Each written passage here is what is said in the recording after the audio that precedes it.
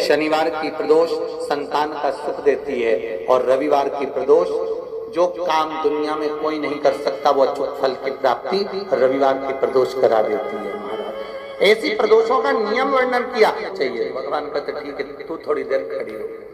एकादशी सम्मुख खड़ी हुई, पार्वती जी ने जिस अंगुष्ठ का जल पीने के लिए लिया था हाथ में, बस पीने ही वाली थी, शंकर भगवान ने वही हाथ में जल लेकर एकादशी के हाथ में उसको देकर कहा ले, ये मेरे द्वारा निर्मित एक व्रत है जिसे त्रयोदशी के दिन तूने मांगा है, मैं तुझे देता हूँ। आज इस व्रत का फल मैं तुझे प्रदान करता हूँ। अब तू जिस जीवात्मा को लेकर जाएगी उसका पाप प्रबल नहीं होगा।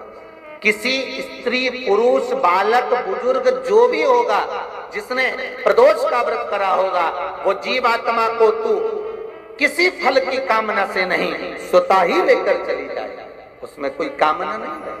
बन सके जीवन में 11 प्रदोष या 26 प्रदोष करने के बाद आप उसका उद्यापन कर विराम भी दे सकते। पर जीवन में एक बार प्रदोष का व्रत मौका मिले, जिस कामना से जिस दिन का भाव आपके मन में आए कि मुझे रोग से मुक्ति पाना है तो ये प्रदोष मुझे करना है, मैं और रोग मुक्ति के लिए हम मंगल जो भी आपके मन में आ रहा है, संतान प्राप्ति के लिए शनिचरी प्रदोष आप उसका स्मरण करें। फिर लिखा शिव महापुराण में बड़ा सुंदर लिखा विद्या जी ने, मान लो आप प्रदोष का व्रत नहीं कर सकते, आप अगर व्रत नहीं कर सकते तो प्रदोष के दिन, प्रदोष काल में शाम का समय सूर्यास्त का कुछ पल कुछ घड़ी के पहले से लेकर बाद तक का प्रदोष काल के अंतर्गत आप शंकर जी के मंदिर में जाकर 1 लोटा पानी 5 बेलपत्र भी अगर समर्पित करते हैं तो संपूर्ण प्रदोष का फल आपके भाग्य में प्रबल हो जाए। शिव महापुराण में इसका काशी में जो शिव जी की स्थापना कौन ने करी?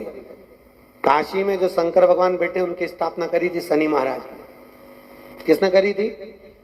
शनि महाराज ने, क्योंकि भगवान शनि महाराज को उनकी माता के द्वारा श्रापित हो गए और शनि महाराज कांपने लगे।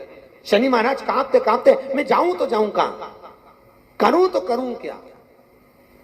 महाराज शनि महाराज दौड़े और दौड़कर भगवान भोलेनाथ के पास पहुंचे। हे शंकर, त्रिकालदर्शी, कैलाशी, अविनाशी, कृपा करिए बाबा भोलेनाथ, कृपा करो। क्योंकि दुनिया में 33 करोड़ देवी देवता हैं जिनको शनि लग सकता है, केवल एक किसको छोड़कर? शिव को छोड़कर। राम जी को शनि लगा तो 14 वर्ष वनवास चले गए, कृष्ण को शनि लगा तो मथुरा छोड़कर द्वारका चले गए। शनि लगा, हनुमान जी को शनि लगा तो गुफा में बैठकर राम राम जपना पड़ा। शनि सबको लगता है, केवल शनि नहीं लगता तो एक मेरे महादेव को, मेरे भोले बाबा को नहीं लगता। शंकर के पास में शनि ने आकर कहा, भोलेनाथ कृपा करिए बाबा, मैं बड़ा कष्ट में हूं, मैं करूं क्या? बाबा भोलेनाथ ने कहा, जा गंगा जी के तट पर काशी में जाकर एक शिवलिंग की स्थापना कर, उसकी आराधना कर और तेरा शरीर ठीक हो जाएगा, कष्ट नहीं भोगेगा। शनि महाराज ने काशी में जाकर शिव जी की स्थापना करी। आज भी नियम है, जिसको शनि लग जाता है एक काजल की डिब्बी ले लो और काजल की डिब्बी को 21 बार उतार कर उसको एकांत में जाकर, जंगल आदि में एकांत में किसी पेड़ के नीचे इतना सा खड्डा खोद कर उसमें काजल की डिब्बी को डाल दो और मिट्टी से पूर दो, उस व्यक्ति का शनि समाप्त हो जाता है।